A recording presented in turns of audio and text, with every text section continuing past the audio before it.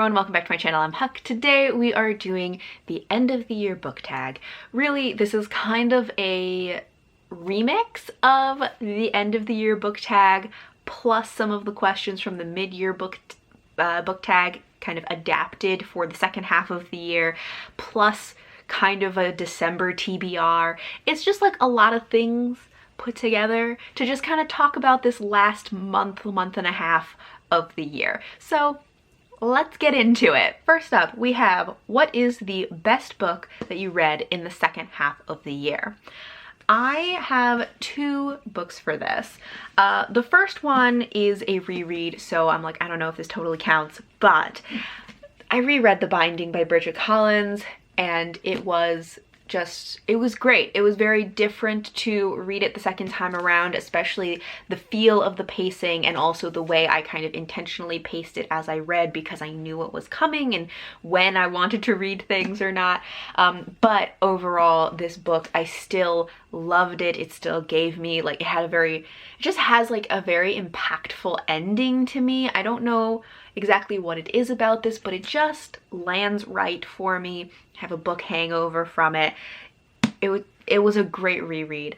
I read this in October, so I'll link the wrap-up, so if you want to hear more of my thoughts on this. But this was a reread, so a book that I read for the first time this year that was great was, maybe surprisingly, Fool's Assassin by Robin Hobb. This is the first book in the Fitz and the Fool trilogy, and I just had a surprisingly great time reading this because there's so little plot in this. It is really like just following the little like domestic dramas of Fitz's life. We also get a second perspective in this, which I really loved, this new character and this second perspective. I really also just enjoyed being able to see Fitz from the outside because we've never really gotten that before, since all of the books have really been single point of view from Fitz's POV. So there are a lot of things that I just had a really great time reading this because I enjoy Robin Hobb's writing and world and characters so much, and it had so little plot that I was like, this is all of the things that I love with none of the things that I don't. I was having a great time. I wish that Robin Hobb would write more things that were just kind of quiet domestic dramas of people's lives without these big like world-shattering plots. But I don't think that's really her thing. But I had a surprisingly great time with this. Question 2 is, what is the best sequel you read in the second half of the year? Technically, I think that Fool's Assassin could maybe count as a sequel because it is part of the realm of the Elderlings, but in order to have a different answer, I will say A Prayer for the Crown Shy by Becky Chambers. This is the second book in the Monk and Robot duology, which are novellas. The first one was A Psalm for the Wild Built. That's what it was called. But this is a little, you know, like hope punk sci-fi novella following a tea monk who's kind of like a traveling therapist who had been experiencing burnout, and they went out into the wilderness and encountered a wild robot who wanted to know, what does humanity need? It has a lot of great themes. It's a little bit philosophical, and it's so like sweet and cozy feeling. And I think I really actually enjoyed this second book even more than the first one. So I loved this as a sequel. Question 3 is, what book was your biggest disappointment in the second half of the year? I actually am having a hard time thinking of a book that was like a real disappointment to me in the second half of the year.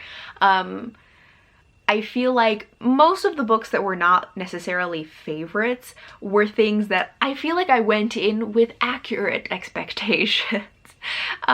So even if they weren't necessarily like sequels that weren't as good as the first book, but I kind of went in with a accurate expectation, like Fevered Star was not as good as Black Sun, but I kind of knew that that might happen, so I wasn't disappointed by it. I had a good time reading it, so I wouldn't list it in disappointments.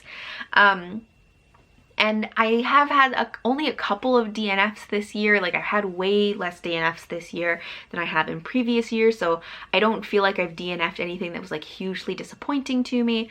But yeah, so I don't have a really great answer for that one, but I feel pretty good about that there isn't anything that really stands out as in my mind as like a huge disappointment. Question 4 is, what book was the biggest surprise in the second half of the year? Now, I could definitely say Fool's Assassin. This was a huge surprise to me. I really as much as I do enjoy Robin Hobb's books, I was not expecting to enjoy this as much as I did. So this was definitely a surprise, but again, for the sake of mixing things up, another book that was a really big surprise for me was What Moves the Dead by KINGFISHER. So this is a gothic horror novella that is a retelling of The Fall of the House of Usher by Edgar Allan Poe. And it has like creepy mushrooms in it. But this was a big surprise to me, partially because I have had kind of a mixed experience reading KINGFISHER's books. So I did a whole vlog that was, do I like KINGFISHER? To try and figure out how do I feel about this author.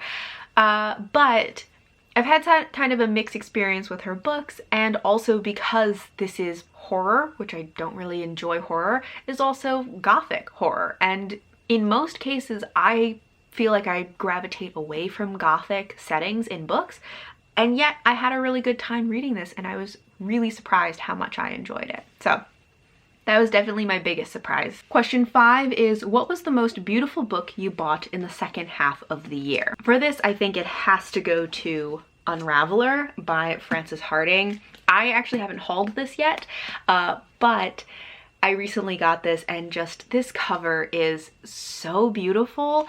I've been wanting to read something from Frances Hardinge for a little while. I know that Kara really loves this author, and so I've been thinking I wanted to try something from her. And then I saw this cover. This is the UK edition of the book, and it just is so beautiful, I couldn't resist. Question 6 is, what is a new release that you haven't read yet but want to? There are quite a few new releases that I haven't read yet but want to, but one of the ones that is top of my mind right now is Moon Dark Smile by Tessa Gratton. This is the companion sequel to Nightshine, which is one of her YA fantasy series. And I have just been meaning to read this. I meant to read it like when it first came out, and I just never got around to it. But I did really enjoy the first book. Tessa Gratton is one of my favorite authors, although I think I like her adult books more than her YA books. But even so, I had a good time with the first one. So I've really been wanting to get to this. It came out a couple of months ago, so I'm hoping to get to it in December. Question 7 is there a new release you're still waiting for? At this point, I don't think so. Most of the books that I had been waiting for, I think, are already out. One that I had been waiting for was Tread of Angels by Rebecca Roanhorse, but that's already out. I don't have it yet, but I have ordered it, and I am waiting for it to come. But that one came out in November. Another book that that just came out in November, I think, is The Children of Gods and Fighting Men, which I am really looking forward to, and I am hoping to love. As far as I can tell, it's historical fantasy set in medieval Ireland, so like it's kind of right up my alley, and I'm really hoping to love it. This is a bit of a sneak peek into my next book haul, because I haven't hauled this one yet. But this is another one that just recently came out, but I don't think there are any others. Towards the end of the year, there aren't a lot of fantasy releases, especially since I'm doing this tag kind of late. If I had done this a couple months ago, then maybe I would have had some more answers for this book. Or for this question. Question 8 is, do you have an autumnal book to transition into the end of the year? I'm gonna answer this more as like, do you have a wintry book to transition into the end of the year? Because that's kind of where we're at. Things are starting to actually feel like winter now. So there is actually, I'm not a big seasonal reader, so I don't generally do a lot of matching my reading to the season, but Sometimes I try it out to see how it goes, and I do have one that I have kind of been waiting to read in the winter because I feel like it's going to be a wintry book, which is The Widow Queen by Elżbieta Czerzinska. This is historical fiction about a Polish queen that I think that we don't know too much about her, and so this is sort of fleshing out her story. And it's, you know, set in Poland, so I feel like it'll probably be a cold setting. If not winter specific, it'll be cold at least. Question 9 is, are there any books you started this year but still need to finish? Which, yes, there are. Where did I just put that book? Well, actually, there aren't any books that I would say I started that I am planning to finish before the end of the year. There are some books that I started, did not DNF, but put them down and plan to come back to later, but it probably won't be this year. One of which is Hild by Nicola Griffith. This is historical fiction about Saint Hilda of Whitby. I read another book from this author earlier this year. I read Spear, which I loved. I think I have a review for that, so I'll link that in the description. But I loved Spear, so I wanted to read something else from this author, so I picked up Hild. I got about a quarter of the way into this book, and it just wasn't grabbing me. I still want to give it another try, but I don't think I'm going to be getting to it this year. But this is the only one I can think of that I started and like put down, didn't DNF it, but just like paused. Question 10 is, what are 3 books you want to read before the end of the year? So now we're kind of getting into what is my December TBR. I don't have like a solid TBR just because we all know that's just how I am as a reader. I'm very much a mood reader, but there are a couple things that are really on my mind. So one of the books that I definitely want to read before the end of the year is Assassin's Fate by Robin Hobb. This is the 3rd and final book in the Fitz and the Fool trilogy, and also the final book in the realm of the Elderlings. I am currently about halfway through the 2nd book, Fool's Quest, and so I want to finish that and then hopefully finish this 3rd book and finally finish reading The Realm of the Elderlings, because I have been very slowly making my way through that series for quite a few years. So this is one that is like very much like I need to read this before the end of the year. Some other ones are actually a couple of the books that I have already mentioned. So I also really want to get to The Lines of Al-Rassan before the end of the year, so I'm thinking these are probably going to be my 2 main reads for December because these are both quite chunky. But if I am able to squeeze in another book, I really would love to read The Widow Queen also. So this is also not quite as long as the other 2, but a bit chunky. How long is this book? This is more like 450, 475, something like that. So those are kind of the 3 top priority chunky books. I also really would love to get to Moon Dark Smile if I can, as like a quicker read, maybe between some of these longer things. I don't think that I will be able to, but I would love to also read Children of Gods and Fighting Men. You know, there are a lot of things. I also would love to get to The Golem and the Genie by Helene, is it Helene or Helena Wecker?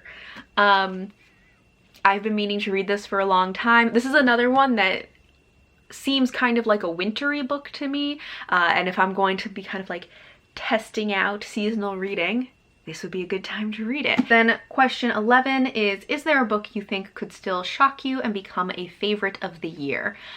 I don't foresee that happening, but you never know. I think that like I would be kind of shocked, but maybe Lions of Al-Rassan. Like I I would be surprised, but I also have heard great things about this book and this author, so maybe I would love this. I'm not sure I would be able to get to it, but if I did, I feel like Children of Gods and Fighting Men has a solid chance of being something I would love. I don't know, those are kind of the only ones I can think of at the moment. And then question 12 is, have you already started making reading plans for next year? I have a few tentative reading plans. As always, I don't super plan out my reading, but I do definitely plan like my first book of the year. I'm still kind of deciding what that's going to be, but I usually go for something that is either a reread, so something I know that I will love, or a new book from an author that I already know I like, just so I can kind of start the year out on a positive note, because I feel like it sets the tone for the year. So I have a couple of options that I'm considering. I haven't really nailed down what that first book is going to be. I've been thinking about maybe rereading The Queens of Innisleer by Tessa Gratton, because I have only read it once, but I consider it one of my favorite books and I just absolutely loved it, so I feel like it might be a good way to start off the year. I also have been thinking that maybe I would do a reread of the Monk and Robot books, just to have a kind of like sweet beginning to the year, you know? And that what would be nice about these is that they are very short and quick, so that could kind of set up me feeling like, oh, my year is so successful, just reading 2 books so quickly. Whereas as much as I love The Queens of Innisleer, it is a kind of long, slow, dense book, which I love about it, but it won't give me that like quick win right at the beginning of the year kind of feeling. So those are some of the ones I'm kind of considering for kicking off my year. I also think in January, not as a first book of the year, but because I'm doubting I'm going to get to it in December, I really want to read The Children of Gods and Fighting Men, because I really feel like I'm gonna like it. And so I feel like I really want to get to this in January, but probably not as a first book, just because as much as I have a good feeling about it, I've never read anything from this author, so I can't like guarantee anything.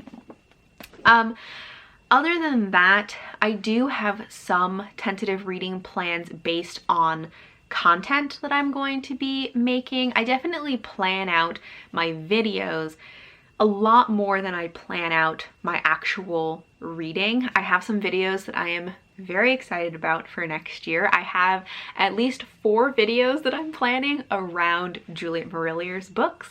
One of them is going to be a author guide, because every once in a while I do get questions about like, where do I start with Juliet Marillier? Can I start here? And so I wanted to do a video kind of going through all of her series and talking about pros and cons of starting in different places and where I would recommend starting. So that's a video that I'm planning to do. I also want to do a video that's just like my personal ranking of all of her books, because I have been kind of working my way through, unofficially working my way through rereading all of her books, so that they were fresher in my mind, so that I could like make a video about this. And then I have 2 other videos that I'm planning around Juliet Marillier, but those ones will be coming a little bit later maybe. But those ones don't impact my reading as much. Some videos that I have planned that will impact my reading, and so I am kind of planning out my reading because of them, are things like if I have some particular recommendations that I want to do. So then I have a couple of books that I want to read in order to know if I want to add them into those recommendations. And I also want to do some more of those vlogs that are, do I like this author? Where I like read 3 books from an author to determine how I feel about them. Do I like them? That is also kind of factoring into my planning for my reading for next year. So that's a little bit vague, but those are some of the things that I have been thinking about, because I definitely plan out my video content more so than my reading, but they are definitely intertwined and impact each other. All right, so that is my reflection on the second half of the year and some thoughts on the beginning of 2023. But I would love to know how the second half of your reading year has gone. What was your favorite thing that you've read in the second half of the year? What are your plans for your 2023 reading? Do you plan out your reading for the first book of the year or not? Anything like that. I'd love to know your thoughts on this transitional period between the end of one year and the beginning of the next. But thank you all for watching, and until next time, bye.